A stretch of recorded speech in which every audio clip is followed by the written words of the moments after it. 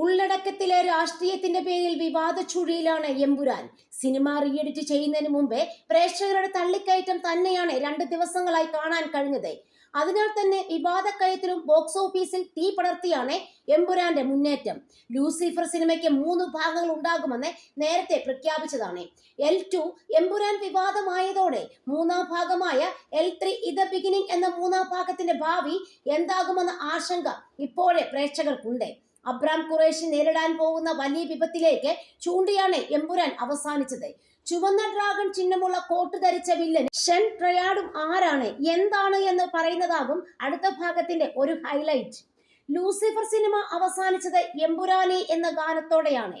2ാം ഭാഗത്തിന് എമ്പുരാൻ എന്ന പേരും നൽകി. എമ്പുരാൻ അവസാനിച്ചത് അസ്രയാലെ എന്ന ഉഷൌദ് പാലപിച്ച ഗാനത്തോടെയാണ്. അതുകൊണ്ട് തന്നെ 3ാം ഭാഗമായ L3 ദ ബിഗിനിങ് സിനിമയുടെ പേര് അസ്രയേൽ എന്ന് തന്നെയാകാമെന്ന ചർച്ചകളാണ് എത്തുന്നത്. ദൈവത്തിന്റെ മരണദൂതനാണ് അസ്രയേൽ. മരിച്ചയാളുടെ ആത്മാക്കളെ ശരീരത്തിൽ നിന്ന് എടുക്കാൻ അവകാശമുള്ളവൻ. ക്രിസ്ത്യൻ ഇസ്ലാമിക് സാഹിത്യത്തിലും നാടോടി കഥകളിലും ഈ പേര് വ്യാപകമാണ്. അനീതിക്കെതിരെ പ്രതികാരം ചെയ്യുന്ന നരകത്തിന്റെ മാലാഖയാണ് അസ്രയേൽ. എമ്പുരാൻ സിനിമയിൽ വില്ലനെ കൊല്ലുമ്പോൾ അബ്രഹാം ഖുറേഷി പറയുന്നത് ഇനിയും നമുക്ക് നരകത്തിൽ കാണാം എന്നാണ്. സ്വർഗത്തിൽ നിന്ന് പുറത്താക്കപ്പെട്ട മാലാഖ ഇനി അസ്രയേലായി രൂപാന്തരം കൊണ്ടാകും അനീതിക്കെതിരെ പോരാടുക.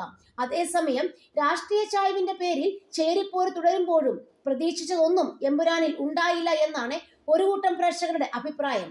അതുകൊണ്ട് തന്നെ സംഘവിവാദം തളരുമ്പോൾ റീ എഡിറ്റ് ചെയ്ത സിനിമ കാണാൻ പ്രേക്ഷകരുടെ കുത്തൊഴുക്കുണ്ടാവുമെന്നതിൽ തീർച്ചയുമില്ല. കേരളത്തിലെ ഭരണപക്ഷവും പ്രതിപക്ഷവും പ്രേക്ഷകരും ഒന്നിച്ച് പിന്തുണച്ച് എത്തിയിട്ടും മോഹൻലാലിന്റെ ഖേദം സംഘവിരുദ്ധതയ്ക്ക് മുന്നിൽ കീഴടങ്ങിയതുപോലെ എന്നുള്ള ചർച്ചകൾ കൊടുമ്പിരി കൊള്ളുന്നുമുണ്ട്.